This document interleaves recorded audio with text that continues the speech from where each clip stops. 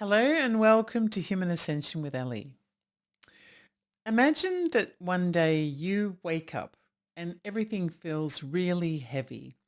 The morning light filters through the curtains, but it fails to brighten your mood. You've felt this way before, but today it's particularly overwhelming. It's as if an invisible weight is pressing down on your chest, making it hard for you to breathe. You get out of bed, but every step feels like you're wading through really thick mud. You get ready for work, plastering a forced smile on your face. You've gotten pretty good at pretending, actually. Your friends, your family, and your colleagues, they all see you as someone who's got it all together, but inside, there's a storm brewing inside you. It's not always visible, but it is always there, lurking just beneath the surface. The day progresses and you find yourself snapping unexpectedly at a colleague for a really minor mistake that they've made. It may not even be a mistake. They may have just been in the wrong place at the wrong time. And immediately you get this sense of guilt that washes over you, which actually makes you feel even worse than before because now you know that it's definitely your fault. This isn't the person that you are or the one that you want to be, but is it? Is this actually who you are? Is this who you've become? Later, after work, you actually avoid a friend's invitation to go out for coffee or a drink because you tell them that you have more work to do at home and that's your excuse. But the truth is, in reality, that you just don't have the energy to engage anymore, to pretend anymore. You want to be able to go home and take off the mask and just be yourself. And as the day comes to an end, you're exhausted emotionally, mentally, and physically. You collapse onto the sofa or couch, depending on who you are. And that's when you start thinking, why is it that you can't be happy? Why do you always feel as though you're not good enough?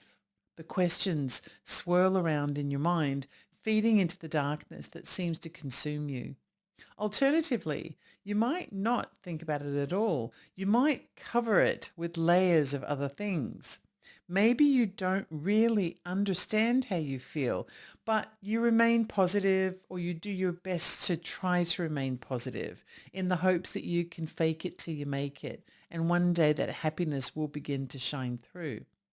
But you know what? It never does shine through. You've been trying this your entire life and it just doesn't seem to be working. Instead, you end up feeding your emotions or, living on junk food or binging TV for hours or hiding away and not going out or maybe even doing things like gambling or smoking or, I don't know, using sex or drugs or something as a crutch. There are 100 different things that you can do to pretend that life isn't consumed with this underlying knowledge that you have inside you that something isn't quite right. And that wonderful life that you see other people having isn't available to you somehow. This is your shadow self speaking to you, the part of you that you've been trying really hard to ignore your entire life, to bury deep down inside you. It holds all your unresolved pain, the trauma that you've experienced in your life, that you've endured, but you've never really healed from. Perhaps it was a childhood that was marked by neglect or a relationship that ended in betrayal. These experiences from your past have left scars, and your shadow self has become a repository for all of the emotions you couldn't deal with at the time. That anger that flares up unexpectedly, the overwhelming sadness that you might feel, a constant feeling of inadequacy or helplessness. These are all manifestations of your unacknowledged pain. It's a very real thing. It's not a figment of your imagination. It's a real thing and it influences your life.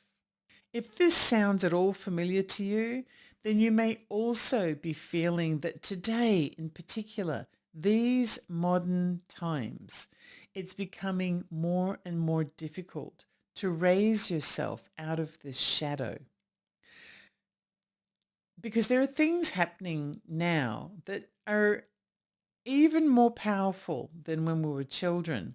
Society is reinforcing these shadows every single day, reinforcing the trauma that causes these shadows every day. Let's take a look at an example, a really obvious example of how this is happening in our lives right now. It does in some way affect every person. So let's close our eyes and imagine for a moment that we live in the current world. It's a society that's filled with negative messaging. It's constantly being reinforced. Everywhere you turn, you encounter things like political infighting, negative body images, gender biases, messages of racial discrimination, rigid hierarchies, inequality of all types, and a real lack of transparency.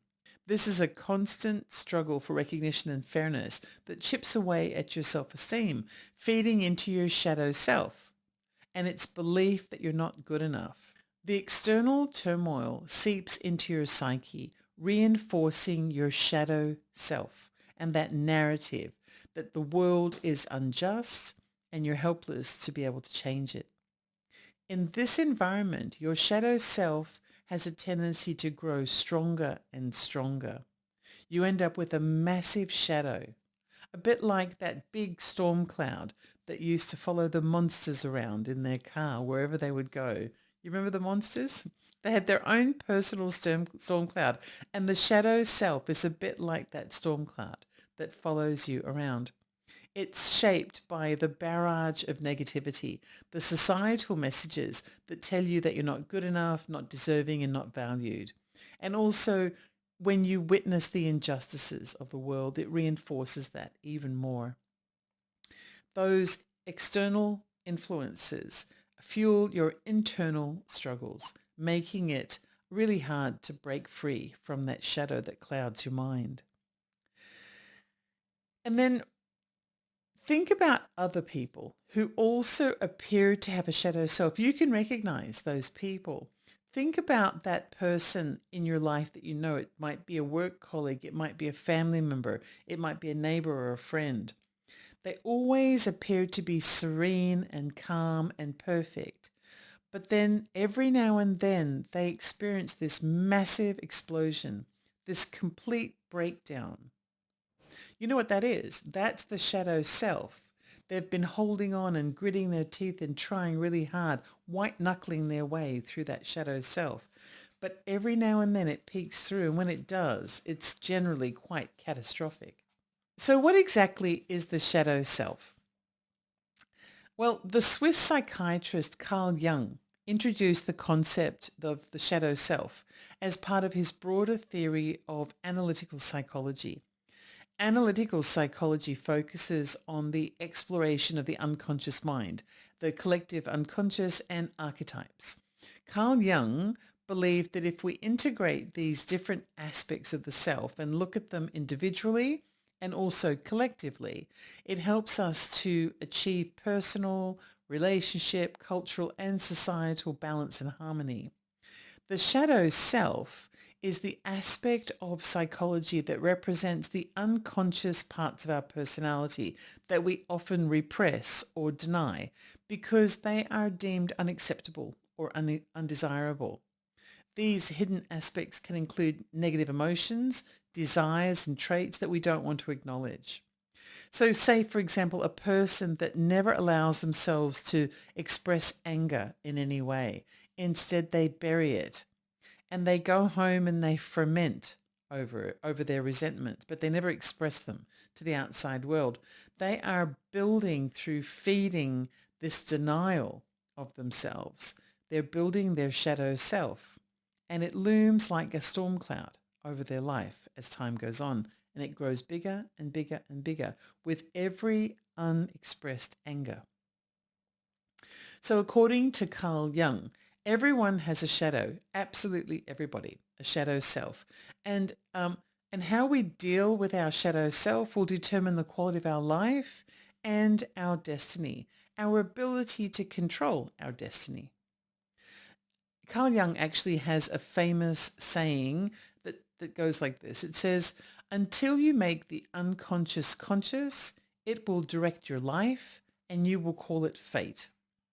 So what this says is that until you take control of your shadow self, it will control you, and you will allow it to do so, considering it to be fate, something that is outside of your control, when in fact it is within your control to be able to manage it.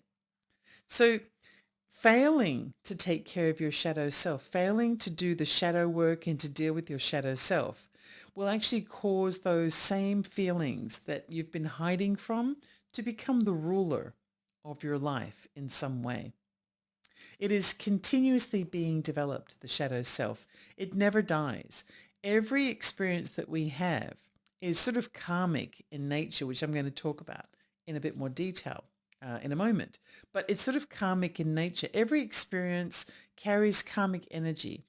And anything that is carrying a negative type of karmic energy is going to sit, if it remains unresolved, in the shadow, building it and making it stronger. It's about as real a concept of us as anything else is, even though you can't physically see it. So the types of experiences that the shadow self tends to build from are things like experiences arising from childhood or family interactions, also experiences with relationships with other people. They might be based on cultural norms as well. So, for example, things like Catholic guilt is a phrase that I hear a lot. Well, that is a shadow, that's the development of a shadow self, this sense of guilt. And of course, Catholicism is not the only thing. It appears in all kinds of cultures. This element of guilt can be contributing to a shadow, the building of a shadow self. And also it can be the response to societal factors as well. You know, this element of unfairness that we see, inequality, the harsh treatment of people, suffering, negativity, the game playing that takes place in politics, and also the cruelty that takes place in social media and also other areas of life as well. The shadow self is basically that part of ourselves that we have dealt with, or let's just say not dealt with adequately, but we've responded to in one of three very unhealthy ways. We've either repressed it, which means that our mind has had an automatic response to a traumatic experience.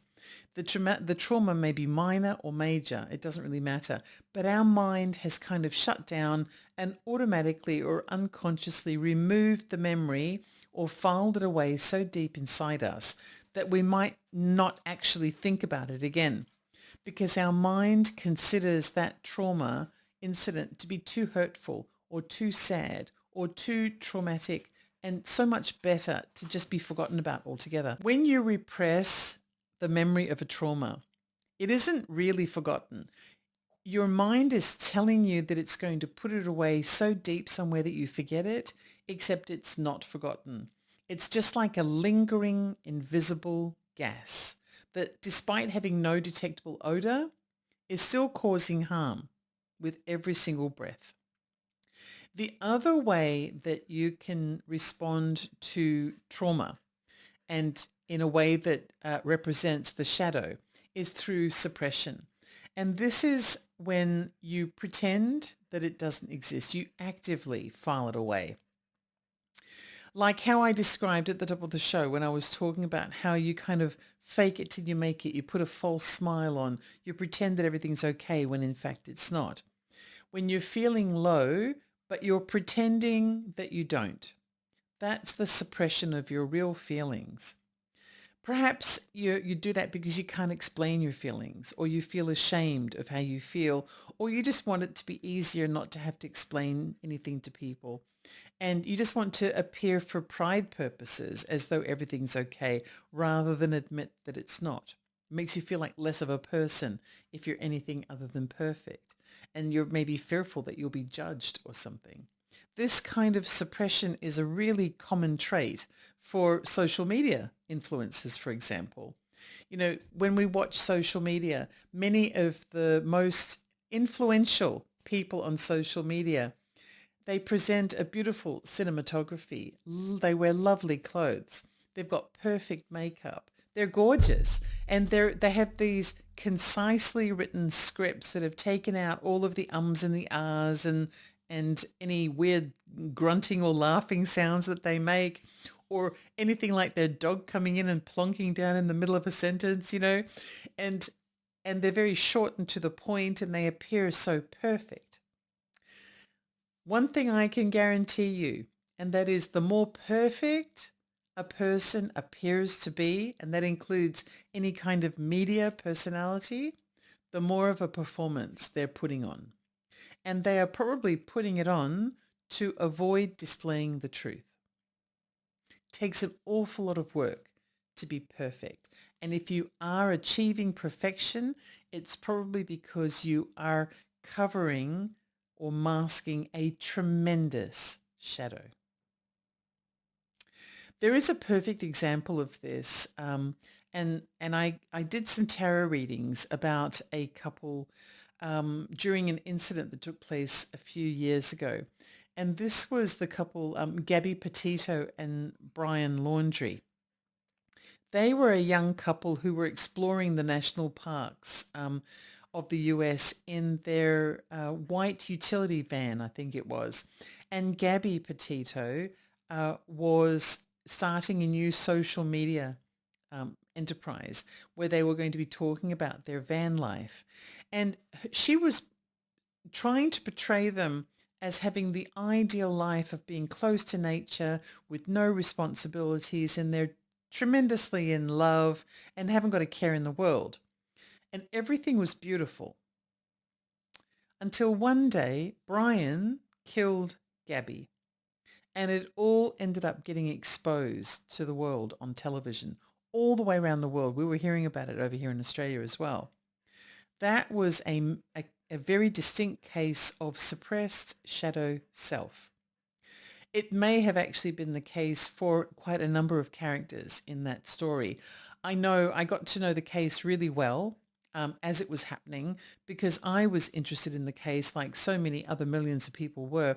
And I was doing tarot readings, dynamic tarot readings throughout the time that Gabby was missing, and then also when her body was found, and then when Brian went missing, and then when Brian's family were under scrutiny. And I did readings about her disappearance, about their relationship, about the dynamic between Brian and his parents, and trying to explain or discover and explore what could be happening there. And the cards were uncanny because throughout these readings, they were speaking of the shadows that existed everywhere in that dynamic. Inside Gabby, inside Brian, inside Brian's family. And actually, tarot is a really wonderful tool for helping to identify and help resolve the shadow self in a healthy way, which is something that I'm going to talk about a little bit later in this show. I'll also link the playlist to my Gabby Petito case readings because it's a really great example if you are interested in how a person can use tarot to examine the shadow self. And then, of course, there is a third way that people can deal with their shadow self, and that is through expression. Expression can be positive and it can also be negative. And generally, if it's an expression that's based on unresolved trauma that still exists, then the way in which it's going to be expressed is generally negative. This would be affecting things like emotional decision making. It might cause enmeshment issues, passive aggression, overt aggression, things like people-pleasing behaviors, self-doubt, fear, and anxiety. And also through self-punishing behaviors as well, like smoking and drinking and sex addiction, gambling, self-harm, maybe even attraction to abusive people and relationships, and even going so far as suicide. You name it. People have tons of ways of coping and expressing in unhealthy ways their unresolved trauma. And it's important to note also that when it comes to the shadow self, we are never at the finish line. The shadow self is constantly being developed with every new experience that we have in our lives, particularly when it comes to things that hurt us, that we hide away because we just want to be adults about it. And so we hide it in our shadow. So you might be saying to yourself, yes, I have a shadow self that is the result of past trauma, from family to society, from a broken heart maybe, or even because of something mean that some kid once said to me in a playground 100 years ago. But that's who I am, and I'm not going to change now. Okay. So what if you let things stay the way they are? What can you expect down the line? I think I've kind of given you a clue, but let's look at some of the risks of failing to address the shadow self. The first risk is emotional turmoil. And basically what this means is that when your emotions go unresolved, they increasingly lead to things like chronic stress, anxiety, and depression.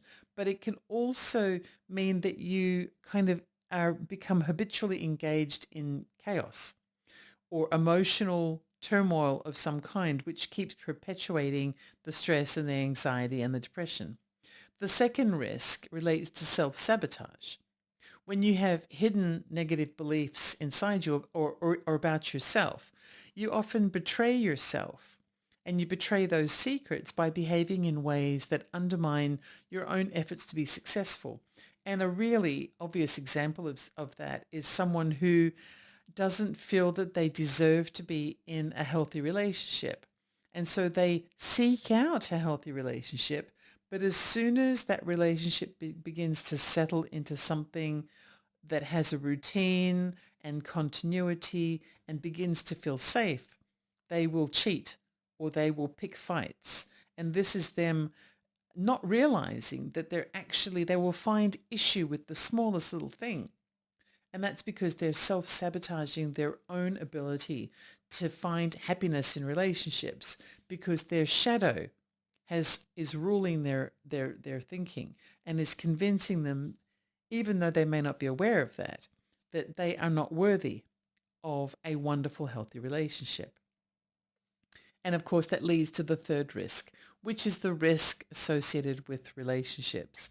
We all know people in our lives who just can't seem to be in the presence of any other living being without creating some kind of drama and conflict.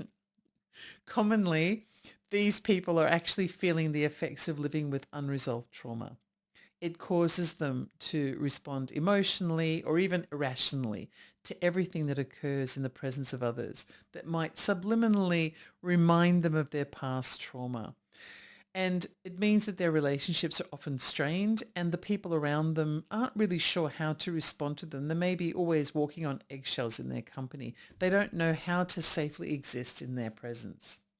And they may also do strange things, like they might seek out people that they consider to be worthy of friendship, put them up on a pedestal, and then become surprised when the person isn't as perfect as they say, and almost respond as though they've been re-traumatized by the lack of perfection of this person that they have been idolizing by placing them on this unrealistic kind of pedestal. So there's all kinds of behaviors.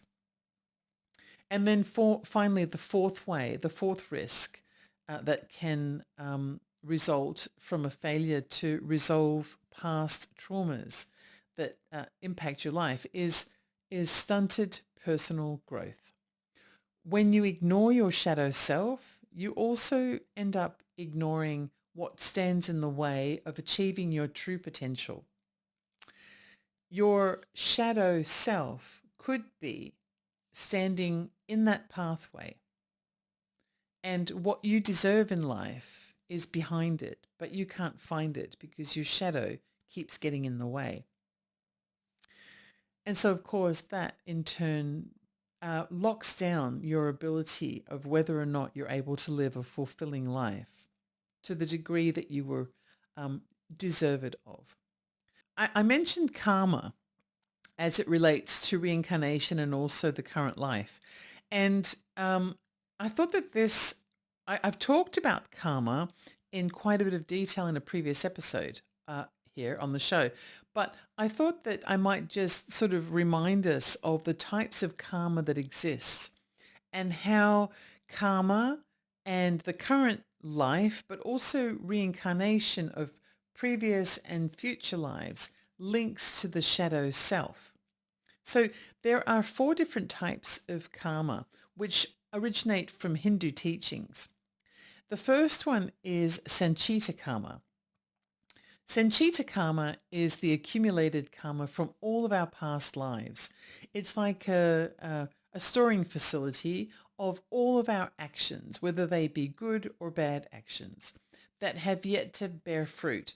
So Sanchita karma is the karma in waiting, and it's sitting in the storage facility. It can be good, it can be bad, it can be from the past, past lives, from the past of our current life, and it's all waiting to become reconciled in some way. In the case of Sanchita karma, past life experiences such as betrayal or neglect are stored in the subconscious, in the unconscious, and manifest as deep-seated fears and insecurities in your shadow self. So you've heard about people who do, or perhaps you've done past life regression. One of the concepts of around past life regression is that you get to go into previous lives to find out where trauma or experiences have occurred that could explain the shadows within your current life. That's exactly where Sanchita karma comes into play. The next kind of karma is Prarabdha karma. And Prarabdha karma is a portion of Sanchita karma that is currently being experienced in this life. So it was sitting in the storage facility, and now it's being brought out to express itself in your current life. It's the karma that has ripened, if you consider it as being fruit, and it's ready to be dealt with. And it influences your present circumstances. So in the case of Prarabdha karma, current life circumstances like a difficult childhood influence your present behavior and emotional responses, contributing to shadow traits like anger or resentment. So the Prarabdha karma is like the actions of the past ripening into experiences of the current life. And those experiences shape your emotional responses in the continuation of your life unless they've been resolved. And that's where people who kind of live to become resentful or angry are getting that energy from. The third type of karma is Kriyamana karma. And Kriyamana karma. And this is also known as instant karma. I think I'll call it instant karma. The instant karma is what you are currently doing that will come back one day. It can either come back immediately or it can come back later, but it's based on your current actions. In the case of this instant karma, immediate reactions to situations such as lashing out at someone can create negative emotions that accumulate in your shadow self and reinforce harmful patterns. And then the fourth and final type of karma is agami karma. And this is the future karma that you will create based on your current actions. It's the karma that will bear fruit in a future life. In the case of agami karma, future actions based on unresolved issues may lead to repeating harmful behaviors, perpetuating the cycle of shadow traits and preventing personal growth. The Sanchita karma of the past is what you might find when you undertake a hypnotic regression in this life. But the Agami karma is what you are creating now, that you may have to have a hypnotic regression in your next life in order to discover. So everything has a cumulative effect, and it all sits within the shadow self. So the shadow self, regardless of how many lives you lead, it can never be avoided. It always exists. And therefore, it's really important to know how to integrate that shadow self into your life in a really healthy way. When you're able to do that, it allows you to use the karmic lessons that are learned from the past as a powerful source of positive energy that can help to shape the present and the future in your current life, but also in future lives. So I was looking at ways to be able to articulate a small number of steps of how to integrate your shadow self. And I found a number of sources that talk about 4 steps, but I think there actually are 5 steps to be able to integrate your shadow self in really, really positive ways. And by integrating, what this means is that you're acknowledging that your shadow self exists and you are using it in a way that's going to add positively to your life rather than hiding from it so that it actually has a negative impact behind the shadows. So the very first step is to decide about what kind of aspect of your life you are having issues with, because your shadows are multifaceted and there may be a number of different things that you need to examine. So just pick something about yourself that you feel is a compensation for something. I mean, do you have fears? Do you have confidence issues? Are you hibernating from others? Are you compensating for something with unhealthy habits? Or do you have those unhealthy habits and you don't know whether you're compensating in some way? What is an example of something in your life that you know you need to deal with? It might be anything. It might even be an unhealthy relationship or a resentment about something that is going on right now in your life. So that's step 1. Identify something that needs to be dealt with that sits within you. So, for example, in terms of the resentment, you can't do anything about the issue that's causing you resentment, but you can do something about the resentment. That's within your area of control. So once you've identified the issue that you need to deal with and that aspect of your life that you want to work on, then the next step is really simple. You need to just invite that aspect of your life in. You have to open the door to being able to examine it. Hiding from it and avoiding it and denying it means that it's not going to be dealt with. It's just going to perpetuate. Sugarcoating it will have the same impact. And placing blame on others, projecting it and saying, well, the reason why I feel like this is because that person something, that's not going to resolve it either. The only way that you can get into step 2 of this process is to just ask whatever it is to come in and take a seat because you want to have a chat. And that's basically it. And invite it in and acknowledge that it's real. This is a little bit like step 1 of a 12-step program. You acknowledge that there's an issue there and you accept it for the fact that it exists. And that's basically it. That's the very first thing you need to do, is you need to acknowledge that the issue exists. And then commit yourself to being open to inviting it into your life for examination and discussion. So once you've done that, and that can sometimes be really hard, the next step, step 3, is to go back in time. back to a time when you know that this aspect of your life made one of its earliest appearances. I'm going to give you, and potentially its earliest appearance. I'm going to give you an example from my own life. I discovered this kind of by accident through hypnosis, but it was kind of a catalyst to me knowing to look at the past in order to understand the present. And so I'll use it as my example. When I was really young, I had confidence issues. I was very self-conscious, and I also suppressed my feelings of fear and anger so that I was often looking as though I was okay with stuff when in fact I really wasn't okay.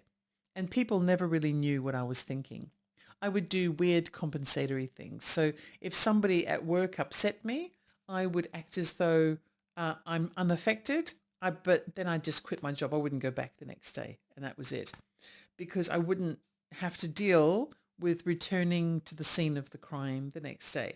And so I guess you could call it acting out. I might send a fax saying, oh, have a lovely day, but I quit. I'm not coming back. Or something like that. Was when I was quite young. And it came across as being irresponsible, but it wasn't. What it was something may have happened at work, but I was dealing with confidence issues. I was dealing with fear of some kind, and I didn't want to appear vulnerable uh, to the point where the person knew that they had hurt my feelings or that I'd been affected. And so I would act normal. I would finish the day. I would go home, but then I would never come back. And I'd use all kinds of excuses. Someone died, or I had jury service, or I was sick, or I was dead, or I got another job, or it didn't really matter. And I would do the same kind of thing in relationships as well. If I had a fight with my boyfriend, I would just dump my boyfriend. There was no way to resolve the issue. So because I didn't want to argue, the arguing was causing me pain. It was putting me at risk of hearing something unpleasant, being treated unpleasantly. And so if I saw a risk of that, then in the fight, then I'd just get rid of the risk, which was the boyfriend. And I didn't even know that this was an issue. I thought this was me being, I don't know, tough, self-sufficient, confident, when in fact it was demonstrating the exact opposite. One day, now this was, early 20s, who knows, something like that, but even teenage years, during those formative years anyway. One day I sat down with a hypnotist with regards to something entirely unrelated. I wanted to give up smoking. This was a really long time ago. Okay, I haven't smoked in absolute decades. For many, many, I'd say my lungs are 100% healed by now, and I haven't smoked for many, many decades. Oh, at least 30 years, maybe more. But back then, I was trying to quit. And I didn't quit because of the hypnosis, by the way. I ended up quitting because I got a dog. And I didn't want the dog to inhale the smoke, so I never had another cigarette. Simple as that. But I did go to see the hypnotist about the smoking. It was unsuccessful, but it was successful in another way. She was a marvel when it came to getting me to look back. And that's the reason why I'm mentioning the hypnosis. It took the hypnotist about 6 seconds to get me to realize something that had happened when I was very, very young. And I don't know whether it had anything to do with the smoking, but it was something very crucial to my life, apparently. And I was so young that the mind boggles, and I'm really surprised to think that I had any feelings about it at all. When I was about 2 or 3 years old, my parents were working really hard to start a business and to build that business. And so they would leave me at my grandparents' house during the week while they were working long hours in the office together. And sometimes I would stay overnight with my grandparents. I might stay for a couple of days, or I might just be dropped off in the morning and picked up in the evening, that kind of thing. I think it all depended. Now, I was the only child at the time because I was the first, and my mother hadn't even gotten pregnant again. So that date stamps the experience. It means that I was about 2 or 3 years old. My grandparents were lovely. I've got nothing to complain about. They took really good care of me, but they weren't my parents. And obviously this made a difference to me as a 2 or 3-year-old child. And during hypnosis, I remembered for the first time in my life running out of my grandparents' house and crying and running up to the front gate all frantic and watching my parents' car drive away. And weirdly, that was a moment that I'd never remembered ever in my entire life. But it was the catalyst for so many little things that I've learnt over the years about myself without hypnosis. That was actually the only time I ever went to see a hypnotist. But she seemed to have unlocked something in me. And I I will say nobody, I had feelings obviously of abandonment that had arisen from that childhood experience of running out to the gate. And so I guess I must have been feeling abandonment. I mean, nobody abandoned me. I was perfectly loved. But, young children process things differently and we don't have the same logical response to things. So anything little, like driving away in a car, can create a trauma inside a child at any time. In fact, this is not even just the case for humans. This can be the case for any living being. I mean, I can give you an example of my cat. Just from this weekend, my beautiful cat Smudgy got terribly traumatized this weekend because while she was under the covers of my bed sleeping all day, I moved a few things out of the garage and put them onto the back veranda. And so when she woke up, she went to go outside and the back veranda was different and now she's afraid of the veranda because it's different. And she didn't know how it happened. Suddenly there's something new in the veranda. And for about 3 days, she's been afraid to go outside. This is a kind of a trauma. It's very strange. So it happens to, you never know where it's going to come from when it comes to the other person or the other entity. But, we can't explain somebody else's trauma, not all the time anyway. So getting back to the point of being human. Yes, that was the only time I'd ever had hypnosis, but I figured out very quickly that the secret to understanding the present is to go and look at the past. Go back to times in the past when you felt the way that you do about this aspect of yourself that you want to resolve. And keep going back until you find the earliest time, because that earliest time is probably the originating time for the trauma. And then step 4 is once you've identified something in your past that appears to have been the trigger for the trauma, and this might take a while for you to do, unless of course you have a hypnotist on tap. Well, then once you've identified that moment, just sit back and observe it. Play it in your mind over and over again, just for a little while, so that you can understand it from a present day adult perspective. Try to, and I'm not asking you to re-traumatize yourself. I'm saying relive it as though you were an innocent bystander, an impartial observer who's watching from behind some glass or something, watching it from the outside of the circumstance. In my example of being a toddler and experiencing this trauma of running to the front gate and crying at my parents who were driving away in their car, I would imagine that I'm a lovely, kind person who happened to be walking past and I see this upset child. I can see that the child is upset. I can see why they're upset. I'm observing that as a witness. And I want to be a hero who's going to save them from this moment of possible trauma. And this is the fun part of being able to deal with your shadow self.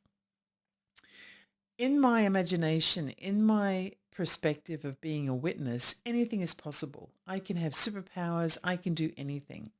So what I've decided I'm going to do in this moment is I'm going to rescue this child from possibly experiencing any trauma. I'm going to run really fast. I'm going to catch up to the car and I'm going to stop it with pure brute force. And I'm going to tell the mother and the father that their child is crying and they have to turn around and go back and get her, pick her up and take her out for ice cream or something like that. They need to quit their business, forget the whole thing and just take their daughter out to get ice cream or to go to the circus or something or the park or anything. It doesn't even have to make any sense. It doesn't even have to be realistic. It just needs to be the perfect solution in the moment that will help to resolve the trauma and make everything okay again. I've actually replicated this for myself a variety of different ways over the years and relating to a variety of different aspects of myself. And so I'll give you another example that actually comes from when I was grown up. Because what it allows me to do is it allows me to observe my feelings at the time without those feelings ruling over me. Now, obviously, I'm not perfect and I'm never going to be perfect. And there's going to be new traumas, just like with everyone that enter in and build my shadow. But because I'm willing to look at myself um, and, being human, I think it's just nice to be able to continuously recognize that we're all works in progress. None of us is perfect. And anyone who appears to be perfect, well, they probably have more dark shadows than anyone else in their reality than we can even imagine. But another example that people on the Ellie Dreams Under channel might find familiar, because I've mentioned this a few times, and that's because it really did have an impact on me at the time, was I had an interaction with a college professor when I was still quite young. It was one of my first college experiences. And I had gone to great lengths to decide what my major was going to be. I traveled to a different country to do my university degree. And I was, just starting out in a foreign country. I didn't have a tremendous amount of self-assuredness because I was young, I was impressionable, and I probably still had some of those self-esteem issues. One day, my professor called me aside and said he wanted to talk to me privately, and he initiated this. And actually, he was an idiot. He said to me, I always call him an idiot because he was an idiot. I don't know why I took advice from him anyway. But he said to me he didn't think I was suited to my major, and I need to change my major because it isn't right for me. And me being kind of dumb, I go, oh, okay. And I went and I changed my major. And somehow that created a kind of a trauma in me. And but it also, that trauma was something that I was able to work on and turn into a superpower in a way. And that's kind of the reason why I am bringing it up. I originally, my major was originally journalism, and I would have been a kick-ass journalist. I'm sorry, but I'm like a dog with a bone. I have insurmountable energy. I'm curious about everything, and I will not take no for an answer. I make the perfect journalist. And I clearly enjoy talking, I suppose, as well. And somehow I've ended up in front of the public anyway. But I ended up moving into this area of work that was soul destroying and mind numbing, and I really didn't like it. And I did it really well, but I didn't enjoy it. And so I kept gravitating towards where I ended up, which is right here, which is about as close to journalism as a person can get without being a journalist.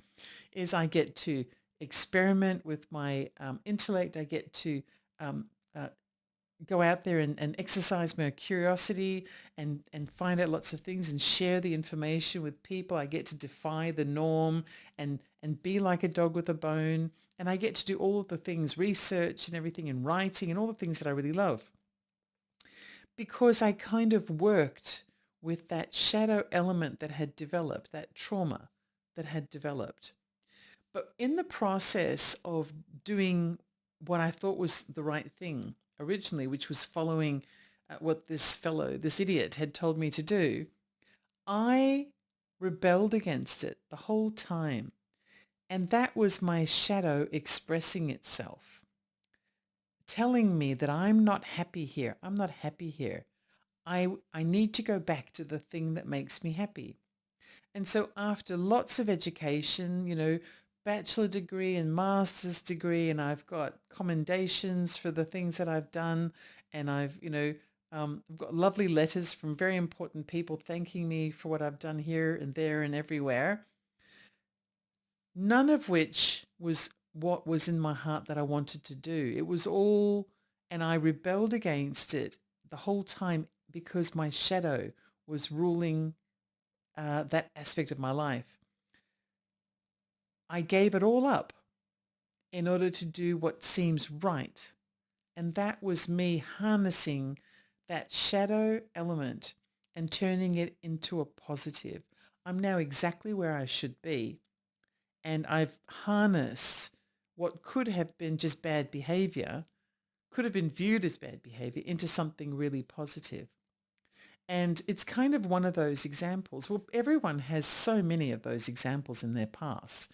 And it's the difference between living a happy life that gives you a sense of purpose and seems natural and true, and living a life that you feel you have to for whatever reason, and having those shadows linger inside you. So, and you don't need to be perfect. Just the fact that you're willing to look inside yourself is half of the journey to getting it right. These days, when I'm thinking about, for example, that college professor, if I ever think, oh gosh, I wasted so many years heading in the wrong direction, I really wish that I would have just punched him in the nose instead of listened to him. I just imagine myself punching him in the nose. Why not? It's not like I'm physically doing it, and nobody'd even know unless I told them like I just have. And in a way, it allows me an opportunity to giggle at the scenario. I imagine myself going out there in that moment that caused me some kind of trauma. And he makes his suggestion, which I'm sure was perfectly, I don't know, he felt perfectly entitled to do that for whatever reason. And he made his suggestion, and instead of listening to him and saying, oh, okay, I just punched him in the nose and walked away. And every time I think that, it makes me smile. I can't help myself because I reckon he deserved it. I wouldn't do it in real life, but in my imagination, he's been punched in the nose many, many times. Anywho. But, I mentioned that those are 4 official steps that I've been finding all over the place when it comes to methods of shadow work and how to heal the shadow self and harness it and integrate it into your life. But I also believe that there's a 5th step or a 5th aspect that's really important that often isn't addressed. And I think it makes all the difference. And that 5th step is kind of unofficial. It relates to self-compassion. You need to be really kind to yourself. If you identify and you've gone through these 4 steps and you've identified that there's something that you need to deal with in an aspect of yourself that you need to deal with, and you've identified what it is and you invite it in for discussion, and then you go back in time and you witness it again and again, and then you kind of provide this resolution to it in some way, that's great. But throughout those steps, you're very likely to encounter a risk of re-traumatizing yourself if you push yourself too hard. And so I think one of the best things is step 5, which is to be kind to yourself and to let it go as soon as you think that it's getting a bit out of control. If you can't make it work in the moment, then shadow work can be really challenging, and it's a lifelong thing. But it requires you to look at aspects of yourself that you're naturally trying to avoid, which means if you ever feel you're at the point during your self-examination that it's getting a bit overwhelming and that you risk re-traumatizing yourself if you continue, then just let it go for a while, just for a few hours or a few days or a few weeks, because there really is no hurry. Being in the process of working on your shadow self means that you're getting there. And each time you return to try again and you observe as a witness, that trauma becomes less traumatic. So it will come with time. The important thing, though, is to observe it rather than to relive it. If you relive the trauma and allow yourself to be back where you were then, and experiencing all those emotions again as though they're happening to you again, then you're compounding the pain and the fear that you experienced. But if you stand on the outside and imagine yourself being a third party witness, then you can see it happening, but it's not happening to you anymore. And I think that makes all the difference. In my scenario of being a toddler, I wasn't the toddler crying as I was coming back to observe. I was an adult who happened to be walking past, who witnessed the toddler crying, and who also happened to have superhuman powers.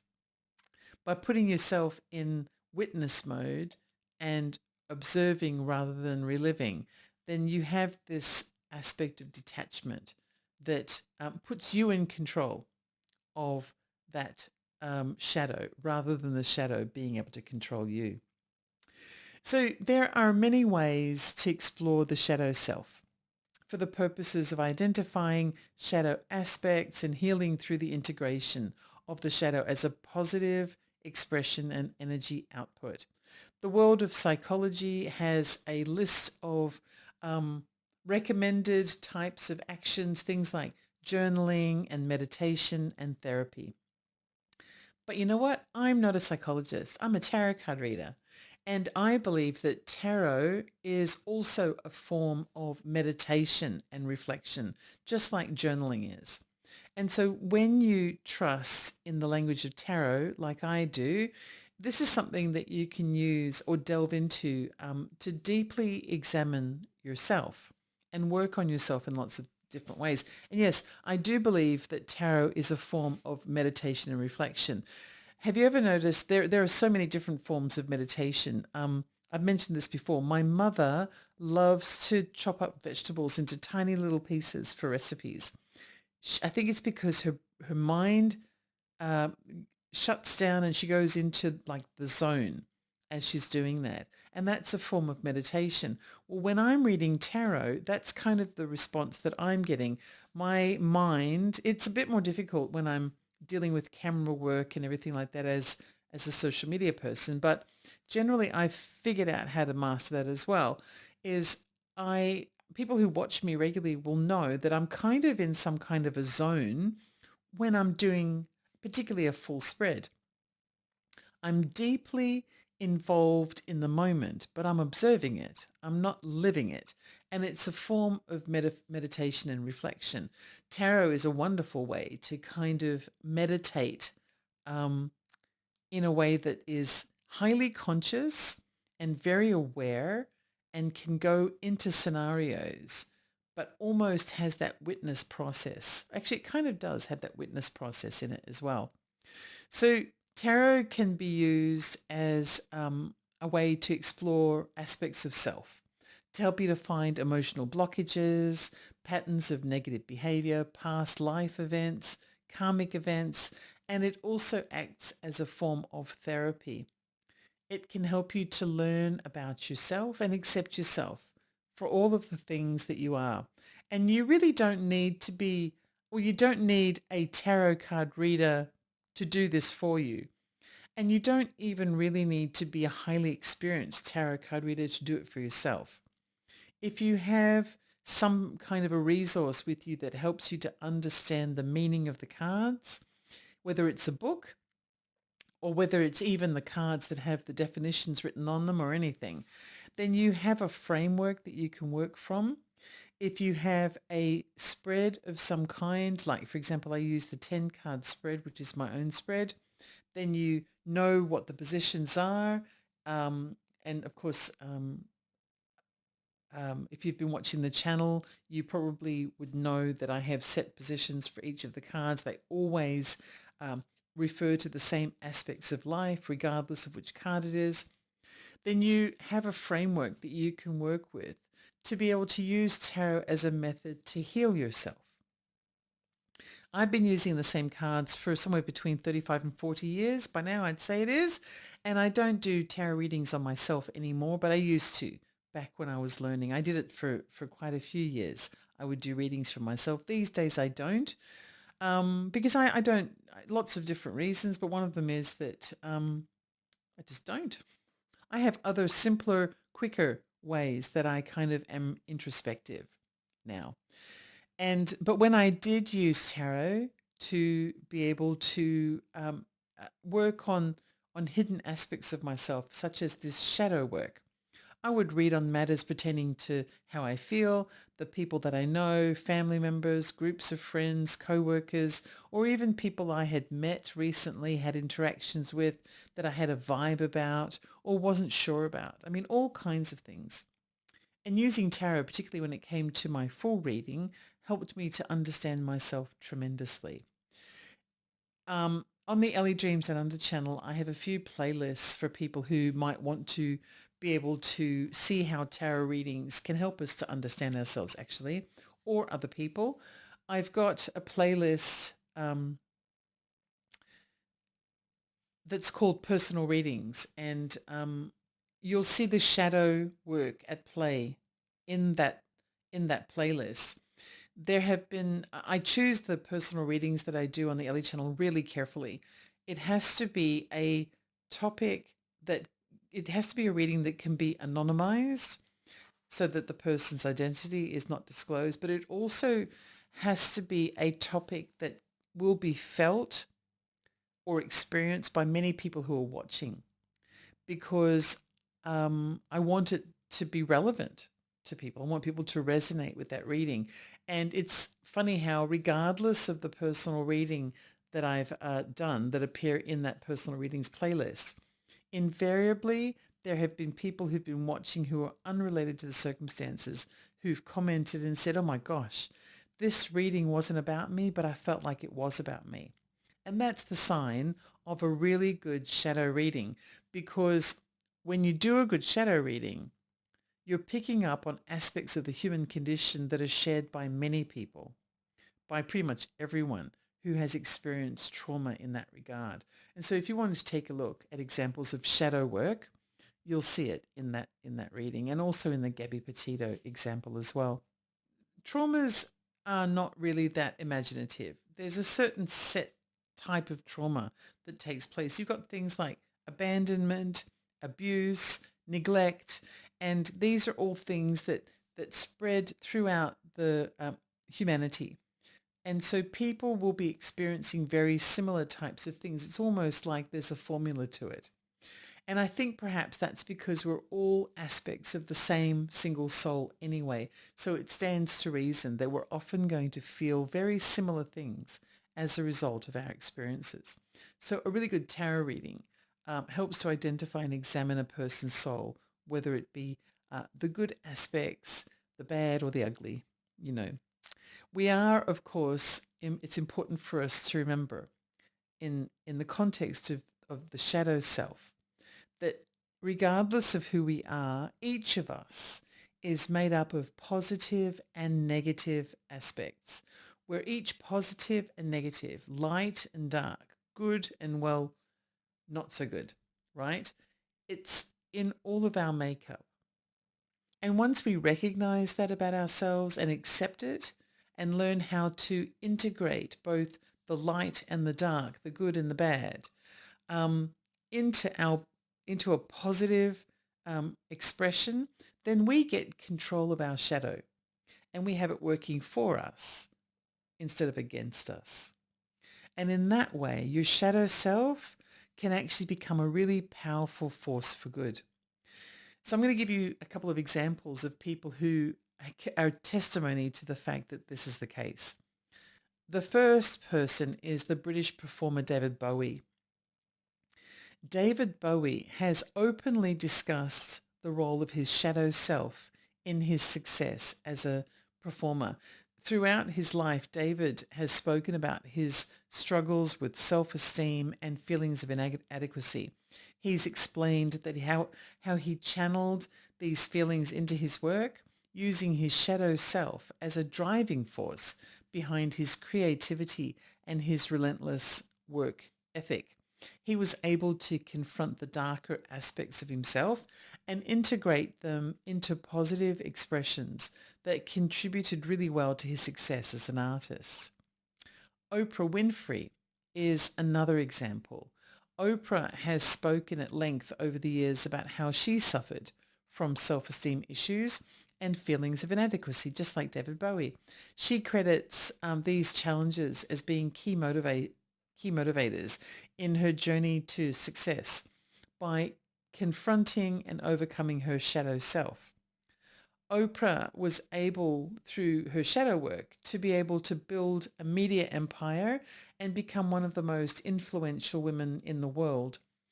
I mean, whether you like Oprah or not, because these days, everyone is an opportunity to express division and disagreement. But anyway, whether you like her or not, Oprah's story is a real demonstration of how embracing and integrating the darker aspects of self can lead to personal and professional growth.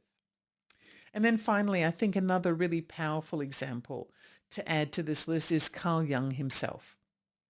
Yes, Carl Jung was a psychoanalyst and a psychiatrist, and he was the originator of the concept of the shadow self. But that was because he used himself as a guinea pig in this regard. Carl Jung credited his own success in his profound contributions to psychology, to his deep understanding and acceptance of his own shadow self. And his work in that field has subsequently influenced many fields of working from psychology to spirituality, and his ideas continue to resonate with millions of people all over the world who are seeking to understand the complexities of the human psyche. But one thing about shadow work and the premise behind integrating your shadow self into positive creative expressions of self is that you need to also find ways at the same time to break free from negative societal influences that keep you in the cycle of your shadow controlling you rather than you controlling your shadow. And the world these days, unfortunately, is filled with negative messaging. And some of that negative messaging is masquerading as positive messaging. So we have to be truly vigilant these days. Being able to recognize and challenge negative aspects of the social environment is really important. Try not to get sucked into the vortex of fear or hatred towards others. Also, other things like jealousy, envy, any of those influences that cause you to separate yourself from the collective. Instead, think about how you can integrate yourself in ways that are healthy and truthful expressions of yourself. You don't have to be the same as everyone else. You just need to be you. And also surround yourself with an environment of support that allows you to experience continuous personal growth. And in particular, that personal growth, that continuous personal growth is important, and that's often overlooked. Being supported is great, but if you're being supported in a status quo dogma type of environment, and if you're being prevented from or discouraged from changing and growing in the way that's natural for you or adapting to your new growth in certain ways, that's a form of suppression. And so it kind of is counteractive to the support that you might be feeling. This is something that happens a lot. Is people find a supportive environment and then they become stifled by that supportive environment because the environment itself is dogmatic and doesn't want to change. To truly support a person is to allow them to be themselves, regardless of what that is. But in turn, the person themselves needs to be their true self. So anyway, I thought that it might be nice to provide an example of a tarot card reading that I could do that was dedicated to examining the shadow self. And so I put a call out to the Ellie Dreams and Under community on YouTube and asked them to suggest a person that we could look at using tarot. And the name Mother Teresa came up. I thought that was a wonderful example. The Mother Teresa suggestion is a great suggestion. And so I've done a shadow work reading from Mother Teresa that was really complex and quite a good example of how tarot can assist in shadow work. In addition to the other things that I'm linking on today's episode, I'm also going to provide a link to that particular video in the description for today's show. And that includes the Gabby Petito thing and also the personal readings playlist, so that people can see different types of shadow work tarot readings, so that you can actually see how easy it is to be able to step inside yourself. And I'm just using tarot as an example, to be able to examine and resolve aspects of yourself that were otherwise avoided or feared. I'd also love to hear from people if you're listening or watching in a forum where you can comment, who have got stories to tell about their experiences with shadow work and the examination of their shadow self. There's no need for you to provide any more information than is necessary, but if you do have experience working on the inner darkness within you and finding ways to channel it in positive ways, I would love to see those comments. And I think people can benefit from seeing others share their experiences in that regard, because it's really wonderful to know and acknowledge everything about yourself. And having done that, to also realize that having a darker side, it doesn't make you a bad person. There is duality in everything in life. Light only exists because it's a contrast to the darkness, and good only exists because it's a contrast to evil. And love is proof of our ability to see things like fear and hate and dark and evil, but to choose to reject them in favor of the light. Not to run away from them, but to acknowledge them and transform them into a healthy expression of light. It might even be the reason why we're here. Who knows? So maybe today's episode has inspired just one person to finally lift the covers of whatever it is that they have been running away from their whole life, gently and kindly examining their own shadow self and finding ways to turn their darkness into a powerful guiding light. My name is Ellie, and you can find me on the Ellie Dreams and Under channel on YouTube. I should say that everything I talk about on this show is a product of my own experiences, the research that I've conducted, and from time to time it may also be a product of other people's viewpoints. I'm not necessarily an expert on anything that I'm discussing, but I am curious about everything in life. And I hope that this show encourages you to also enjoy and embark on your own journey of curiosity. Thanks to everyone who is listening today on one of KGRA's broadcasting platforms.